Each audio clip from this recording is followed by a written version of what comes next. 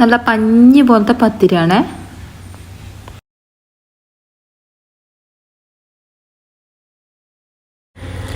ഇന്ന് ഞാൻ പത്തിരിൻ്റെ റെസിപ്പിയാണ് കേട്ടോ കാണിക്കുന്നത്. നല്ല പൂ പോലത്തെ പത്തിരിയാണ് കേട്ടോ കാണിക്കുന്നത്. നല്ല എളുപ്പത്തിൽ തന്നെ നമുക്ക് ചെയ്തെടുക്കാൻ പറ്റും.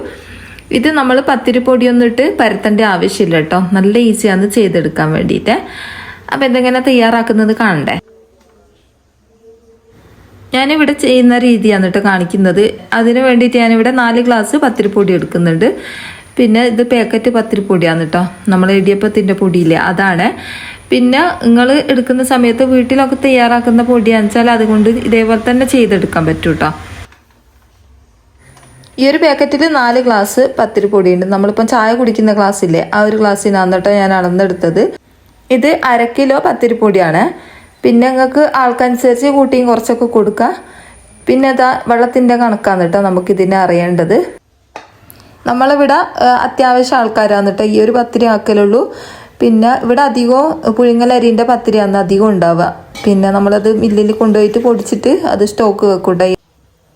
ഈ ഒരു പൊടീൻ്റെ പത്തിരി രാവിലെ അധികം ആൾക്കാരും അങ്ങനെ ഉണ്ടാക്കാൻ നിൽക്കലില്ല. അത്യാവശ്യം ഫംഗ്ഷനും കാര്യങ്ങളൊക്കെ വരുന്ന സമയത്തൊക്കെ ചെയ്യും കേട്ടോ. അല്ലാണ്ട് അധികം ആൾക്കാരങ്ങനെ ചെയ്യുന്ന കാണലില്ല. പിന്നെ നമ്മളിവിടെ ഈ ഒരു പുഴുങ്ങലരിൻ്റെ പത്തിരിക്ക് പറയുക അരച്ച് ചുട്ട പത്തിരിന്ന്. പണ്ടൊക്കെ പുഴുങ്ങലരി കുതിർത്ത് വെച്ചിട്ട് അരച്ചിട്ടായിരുന്നു കേട്ടോ പത്തിരി ചുടൽ. ഇപ്പം മില്ലൊക്കെ വന്നതുകൊണ്ട് തന്നെ ആ ഒരു പൊടി സ്റ്റോക്ക് വെക്കും കേട്ടോ. നമ്മളിപ്പം പുഴുങ്ങലരിൻ്റെ ആ ഒരു പൊടി സ്റ്റോക്ക് വെച്ചിട്ട് അങ്ങനെ ചുട്ടെടുക്കും കേട്ടോ. രാവിലെ തന്നെ പെട്ടെന്ന് കഴിയും. 4 ഗ്ലാസ് പൊടിക്ക് 4.5 ഗ്ലാസ് വെള്ളം എടുത്തിക്കുക ഞാൻ. ഇതിലേക്കുള്ള പാകത്തിനുള്ള ഉപ്പും അതുപോലെ തന്നെ കുറച്ച് വെളിച്ചെണ്ണ ഒഴിച്ച് കൊടുക്കും കേട്ടോ. പിന്നെ വീട്ടിലൊക്കെ പൊടിക്കുന്ന പൊടിയാണെന്ന് വെച്ചാൽ വെള്ളത്തിൻ്റെ അളവിന് വ്യത്യാസം വരും കേട്ടോ. കുറച്ചൊക്കെ അങ്ങോട്ടും ഇങ്ങോട്ടൊക്കെ അളവിന് വ്യത്യാസം വരും. ഇതിപ്പോൾ ഇതിൻ്റെ കണക്കാണ് കേട്ടോ ഞാൻ പറഞ്ഞത്. പാക്കറ്റ് പൊടിൻ്റെ കണക്കാണ് കേട്ടോ കറക്റ്റ് ഞാൻ പറഞ്ഞത്. പിന്നെ നിങ്ങൾ വീട്ടിൽ പൊടിക്കുന്ന പൊടിയാണെന്ന് വെച്ചാൽ 4 ഗ്ലാസ്സൊക്കെ മതിയാവും, അല്ലെങ്കിൽ 4.25 എടുത്താൽ മതി കേട്ടോ. പിന്നീട് നിങ്ങൾ കുഴച്ച് നോക്കിയിട്ട് കുറച്ച് തിളച്ച വെള്ളം ഒഴിച്ചിട്ടൊന്ന് കുഴച്ച് കളഞ്ഞാൽ മതി.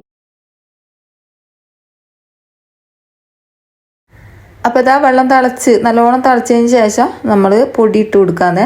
പൊടി മുഴുവനായിട്ട് ഇതിലേക്ക് ചേർത്ത് കൊടുക്കുക. കരണ്ട് പോയതാണ് കേട്ടോ, അപ്പോൾ ചെറിയൊരു വെട്ടക്കുറവുണ്ടാകും, കുഴപ്പമില്ലല്ലോ.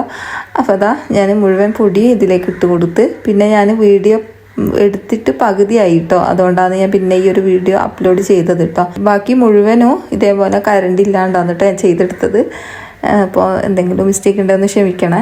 അപ്പോൾ ഇതാ മുഴുവൻ പൊടി ഞാൻ ഇതിലേക്ക് ചേർത്ത് കൊടുത്തിട്ടുണ്ട്. തീ ലോ ഫ്ലെയിമിലിട്ട് വെക്കുക. എന്നിട്ട് ഇതേപോലെ എന്തെങ്കിലും എടുത്തിട്ട് ഒന്ന് ഇളക്കി കൊടുക്കുക. നല്ലോണം തന്നെ ഇളക്കി കൊടുക്കുക. ആ ഒരു വെള്ളത്തിൻ്റെ അംശം എല്ലാ ഭാഗത്തും എത്തുന്നത് വരെ ഒന്ന് നല്ലോണം തന്നെ മിക്സാക്കി കൊടുക്കുക.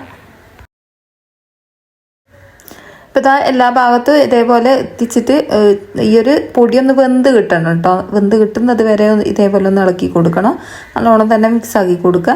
ഇനി ഇതാ കുറച്ച് നേരം ഇങ്ങനെ തീ വെച്ചതിന് ശേഷം നമുക്ക് ഫ്ലെയിം ഓഫ് ആക്കാം കേട്ടോ. അല്ലെങ്കിൽ അത് അടിയിൽ പെട്ടെന്ന് പിടിക്കും. അപ്പോൾ ഇത് ഞാൻ തീ ഓഫാക്കിയതിന് ശേഷം ഒന്നും കൂടി നല്ലോണം തന്നെ മിക്സാക്കി കൊടുത്തിട്ടുണ്ട്. ഈ ഒരു പൊടി നല്ലോണം തന്നെ വെന്ത് കിട്ടിയിട്ടുണ്ട് കേട്ടോ. അത്രയും മതിയാവും. നമുക്ക് ഫ്ലെയിം ഓഫാക്കിയിട്ട് വേറൊരു പാത്രത്തിലേക്ക് മാറ്റി കൊടുക്കാം.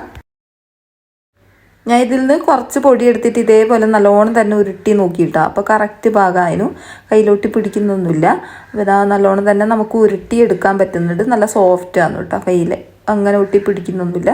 അപ്പോൾ ഇതാണ് നമ്മൾ ഇതിൻ്റെ കറക്റ്റ് പാകം കേട്ടോ. ഇനി ഇതാ ഒരു പാത്രത്തിലേക്ക് ഞാൻ മാറ്റി കൊടുക്കുന്നുണ്ട്. ഇത് മുഴുവനായിട്ട് ഞാൻ വേറൊരു പാത്രത്തിലേക്ക് മാറ്റി കൊടുത്തിട്ടുണ്ട്. ആ ഒരു ചൂട് തന്നെ നമ്മളിത് ഒന്ന് കുഴച്ചെടുത്താൽ മതി. കൈ പൊള്ളുന്നുണ്ടെങ്കിൽ കുറച്ച് പച്ചവെള്ളത്തിൽ കൈ മുക്കിയിട്ട് ഒന്ന് കുഴച്ചെടുത്താൽ മതി കേട്ടോ. അല്ലെങ്കിൽ കുറച്ച് നേരം അങ്ങനെ വെച്ച് കൊടുത്തിട്ട് നമുക്കിത് കുഴച്ചെടുത്താൽ മതി. മൂടി വെക്കണേ. അപ്പോൾ ഇത് നല്ലോണം മുറുകിയിട്ടാണ് നിൽക്കുന്നതെന്ന് വെച്ചാൽ കുറച്ച് തണുത്ത വെള്ളത്തിൽ കൈ മുക്കിയിട്ട് നല്ലോണം കുഴച്ചെടുത്താൽ മതി കേട്ടോ. നല്ല സോഫ്റ്റ് ആക്കി എടുത്താൽ മതിയാവും. അപ്പോൾ ഇതാ നമ്മളെ പൊടി നല്ല അടിപൊളിയായിട്ട് തന്നെ കുഴച്ചെടുത്തിട്ടുണ്ട്. ഇത്രയും മതിയാവും. ഇനി ഇത് ഞാൻ ഉരുളകളാക്കി എടുക്കുന്നുണ്ട് മുഴുവനായിട്ടും. നമ്മളിതിങ്ങനെ ഉരുളകളാക്കുന്ന സമയത്ത് സൈഡൊക്കെ നല്ല അടിപൊളിയായിട്ട് തന്നെ കിട്ടും കേട്ടോ. ചില ഉരുളകൾ ഇങ്ങനെ പൊട്ടിയ പോലെ ഉണ്ടാവും, അങ്ങനെ ഉണ്ടാവില്ല കേട്ടോ. നമ്മളിത് നല്ലോണം പതാക്കി കുഴച്ചതാണ്. അപ്പോൾ ഇതിലേക്ക് വേണ്ടിയിട്ട് ഞാനിവിടെ മട്ടനാണ് കറി വെക്കുന്നത്. കുറച്ച് മട്ടൻ ഉണ്ടായിരുന്നു കേട്ടോ. അപ്പോൾ അതിലേക്ക് അതൊന്ന് ക്ലീനാക്കി ഞാൻ കുക്കറിലേക്ക് ഇട്ട് കൊടുത്തിട്ടുണ്ട്. അതിലേക്ക് പാകത്തിലുള്ള വെള്ളം ഒഴിച്ച് കൊടുത്തിട്ടുണ്ട്.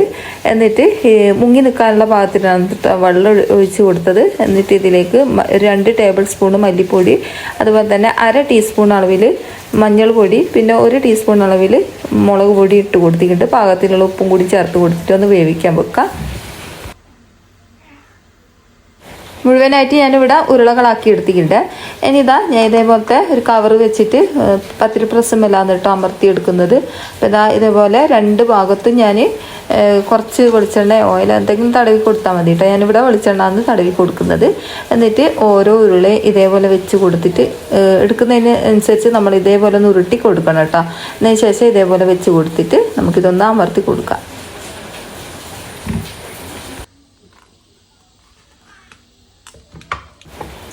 പിന്നെ ഈ ഒരു പത്തിരി പ്രസ്സിനെ കൊണ്ട് പറയുന്നത് എന്താണെന്ന് വെച്ചാൽ വൃത്തിയില്ലാന്ന് കേട്ടോ. ഞാൻ ഇതിൻ്റെ മുമ്പ് പത്തിരി പ്രസ്സിൻ്റെ വീഡിയോ അപ്ലോഡ് ചെയ്തിരുന്നു കേട്ടോ. അപ്പോൾ എന്തോ ചെയ്യുന്നൊരു പത്തിരി പ്രസ് കാണിച്ചിരുന്നു. അപ്പോൾ നോക്കുന്നേരം പത്തിരി പ്രസ്സിന് തീരെ വൃത്തിയില്ലാന്ന്. പക്ഷേ ഈ ഒരു പത്തിരി പ്രസ്സിൻ്റെ മുകളിലുള്ള ആ ഒരു പെയിൻ്റ് ഇല്ലേ, അത് ഇളകിപ്പോയതാണ് കേട്ടോ. എന്നിട്ട് ആ ഒരു തുരുമ്പാണ് മുന്നിൽ കാണുന്നത്. അപ്പോൾ ഇതാ നല്ല അടിപൊളിയായിട്ട് തന്നെ നമ്മൾ പത്തിരി ഇതേപോലെ പരത്തിയെടുത്തിട്ടുണ്ട്. ഇത് പൊടിയിട്ടൊന്നും പരത്തേണ്ട ആവശ്യമില്ല കേട്ടോ. നല്ലോണം തന്നെ അമർത്തി കൊടുത്താൽ മതി. അപ്പോൾ ഞാൻ ഇതേപോലെയാണ് ചെയ്തെടുക്കൽ. ഞാൻ പൊടിയിട്ടൊന്നും പരത്താൻ നിൽക്കലില്ല കേട്ടോ. ഇതാ അടുത്തതും കൂടി ഇതേപോലെ ഞാൻ അമർത്തിയിട്ട് കാണിച്ചു തരാം. അപ്പോൾ അത് ആ പത്തിരി പ്രസ്സുമ്മൽ വരാം. ഇതിൻ്റെ മുകളിൽ തുരുമ്പ് പോയതാണ് കേട്ടോ. അപ്പോൾ ഇത് തുരുമ്പ് പോയതുകൊണ്ട് തന്നെ അവിടെ ഇവിടെ ഇങ്ങനെ കറ വന്നതുപോലെയാണ് കേട്ടോ തോന്നുന്നത്. പക്ഷേ ഈ ഒരു പത്തിരി പ്രസ് എന്ന് പറഞ്ഞാൽ നല്ല പത്തിരി പ്രസ്സാണ് കേട്ടോ. അതുകൊണ്ട് തന്നെ എനിക്കിത് ഒഴിവാക്കാൻ തോന്നുന്നില്ല കേട്ടോ. അപ്പോൾ നല്ല അടിപൊളിയായിട്ട് തന്നെ നമ്മളെ പത്തിരി കിട്ടും. അതുകൊണ്ടാണ് ഞാനിത് ഒഴിവാക്കാത്തത്. ഇതിൻ്റെ മുകളിൽ ചമർത്തുക വെച്ചാൽ നമുക്ക് വേറെ പൊടിയിട്ട് പരത്തേണ്ട ഒരു ആവശ്യമില്ല കേട്ടോ. നല്ല സാധനമാണ്. അപ്പോൾ ആർക്കും വേണമെങ്കിൽ ലിങ്ക് ഞാൻ ഇതിൽ കൊടുക്കാം. വേണമെങ്കിൽ പോയിട്ട് വാങ്ങിക്കട്ടോ, ഫ്ലിപ്കാർട്ടിലുണ്ടാവും കേട്ടോ. അപ്പോൾ ഇതാ ഇതേപോലെ ഞാൻ ആക്കിയെടുത്തിട്ടുണ്ട് കേട്ടോ. നിങ്ങൾക്ക് കണ്ടാൽ തന്നെ മനസ്സിലാകും. കൈൻ്റെ അടിയൊക്കെ ഇങ്ങനെ കാണുന്നുണ്ട് കേട്ടോ. അത്ര നൈസായിട്ടാണ് നമ്മളിത് പരത്തിയെടുത്തത്. പത്തിരിക്കല്ല് നല്ലോണം തന്നെ ചൂടായതിന് ശേഷം നമുക്ക് പത്തിരി അതിൻ്റെ മുകളിലേക്ക് ഇട്ട് കൊടുക്കുക. എന്നിട്ട് ചുട്ടെടുക്കുക കേട്ടോ. പെട്ടെന്ന് തന്നെ ആയി കിട്ടും. ഒരു സൈഡ് ആയി കഴിഞ്ഞാൽ ഇതൊന്ന് തിരിച്ചിട്ട് കൊടുക്കുക. അങ്ങനെ തിരിച്ചിട്ട് മറിച്ചിട്ട് വേവിച്ചെടുത്താൽ മതിയേ. നല്ലോണം തന്നെ ഇത് പൊങ്ങി വരും കേട്ടോ. പത്തിരി മുഴുവനായിട്ട് ഞാൻ ഇതേപോലെ ചെയ്തെടുത്തിട്ടുണ്ട്. പത്തിരി ഞാൻ പൊടിയിട്ട് പരത്തിയാൽ ഒന്നായിട്ട് അവിടെ ഇവിടെയൊക്കെ നാറും. അപ്പോൾ ഇതേപോലെ ചെയ്യാന്ന് വെച്ചാൽ നമുക്ക് അവിടെ ഇവിടെ നാറിയില്ല. നല്ല സോഫ്റ്റ് പത്തിരി തന്നെ കിട്ടും കേട്ടോ. പിന്നെ പൊടിയിട്ട് പരത്തേണ്ടവർക്ക് അങ്ങനെയും ചെയ്യട്ടോ. അങ്ങനെ ചെയ്ത് ശീലിച്ചവർക്ക് അങ്ങനെ തന്നെ ചെയ്തെടുക്കണം. അപ്പോൾ ഇതാ ഞാൻ മുഴുവനായിട്ട് ഇതേപോലെ ചെയ്തെടുത്തിട്ടുണ്ട്. ഇനി ഇതാ നമ്മൾ നേരത്തെ വേവിച്ച് വെച്ച കറി ഒന്ന് റെഡിയാക്കി എടുക്കാം. അതിന് വേണ്ടിയിട്ട് ഞാനിവിടെ ഒരു പാനിലേക്ക് കുറച്ച് വെളിച്ചെണ്ണ ഒഴിച്ച് കൊടുക്കുക. ഇതിലേക്ക് വലിയുള്ളി ചേർത്ത് കൊടുക്കുക. വലിയുള്ളി ഞാനിവിടെ 2 വലിയുള്ളിയാണ് എടുത്തത്. ഇനി ഇതിലേക്ക് 3 തക്കാളിയും അതുപോലെ തന്നെ 2-3 പച്ചമുളകും എടുത്തിട്ടുണ്ട്. പച്ചമുളക് നിങ്ങൾക്ക് എരിവ് എത്രമാണോ അത്രയും പച്ചമുളക് എടുക്കുക. അപ്പം ഇവിടെ വലിയുള്ളി നല്ലോണം വാടി വന്നതിന് ശേഷം തക്കാളിയും പച്ചമുളകും ഇഞ്ചി വെളുത്തുള്ളിയും ചേർത്ത് കൊടുക്കട്ടോ. ഈ വലിയുള്ളിൻ്റെ കൂടെ തന്നെ ഞാൻ ഗ്രാമ്പു, പട്ട, ഏലക്ക എല്ലാം ഓരോന്ന് മതിയാവും കേട്ടോ. പട്ട ഒരു ചെറിയ കഷ്ണം മതിയാവും. അതും കൂടി ഇട്ട് കൊടുത്തിട്ട് നല്ലോണം തന്നെ വഴറ്റി കൊടുക്കുന്നുണ്ട്. അപ്പം വലിയുള്ളി നല്ലോണം വാടി വന്നതിന് ശേഷം തക്കാളി, പച്ചമുളക്, ഇഞ്ചി വെളുത്തുള്ളിയും ചേർത്ത് കൊടുത്തിട്ട് നല്ലോണം തന്നെ ഞാൻ വഴറ്റി കൊടുത്തിട്ട് കേട്ടോ. നല്ലോണം ഉടഞ്ഞ് വരണം. അപ്പോൾ ഇതാ അതും കൂടി ഉടഞ്ഞ് വന്നതിന് ശേഷം നമ്മൾ നേരത്തെ വേവിച്ച് വെച്ച ആ ഒരു മസാല കൂട്ടി ഇതിലേക്ക് ചേർത്ത് കൊടുക്കുക. എന്നിട്ട് നല്ലോണം തന്നെ ഇതേപോലെ ഒന്ന് ഇളക്കി കൊടുക്കുക. ഇതിലേക്ക് കുറച്ച് വെള്ളവും കൂടി ചേർത്ത് കൊടുത്തിട്ട് നമുക്ക് നല്ലോണം തന്നെ തിളപ്പിച്ചെടുക്കാം. ഇതിലേക്ക് ഉപ്പുണ്ടോ നോക്കിയിട്ട് പാകത്തിനുള്ള ഉപ്പും കൂടി ചേർത്ത് കൊടുക്കട്ടെ നമുക്ക്. അപ്പോൾ നല്ലോണം തിളപ്പിച്ചതിന് ശേഷം ഇതിലേക്ക് പാകത്തിനുള്ള ഉപ്പും അതുപോലെ തന്നെ ഗരം മസാല പൊടി അതുപോലെ തന്നെ മല്ലിച്ചപ്പും പുതിന ചപ്പും ചേർത്ത് കൊടുത്തിട്ട് ഒന്ന് ഇതേപോലെ ഒന്ന് തിളപ്പിച്ച് കുറച്ചൊന്ന് വറ്റിച്ചെടുക്കട്ടോ. അപ്പം അടിപൊളി കറിയാന്ന് ചെയ്ത് നോക്കണേ.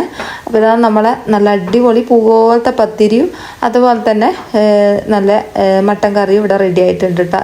ചെയ്യാത്തവരുടെ ചെയ്ത് നോക്കുക, എന്തായാലും ഇഷ്ടമാവും. കണ്ടാൽ തന്നെ മനസ്സിലാവും. നല്ല സോഫ്റ്റാണ് കേട്ടോ ഈ ഒരു പത്തിരി. അപ്പോൾ ഇത്രയേ ഉള്ളൂ ഇന്നത്തെ വീഡിയോ. ഇനി അടുത്ത ഇതേപോലത്തെ പുതിയ വീഡിയോയുമായി കാണാം കേട്ടോ. ഇതേപോലത്തെ റെസിപ്പി ആയിട്ട് കാണാം.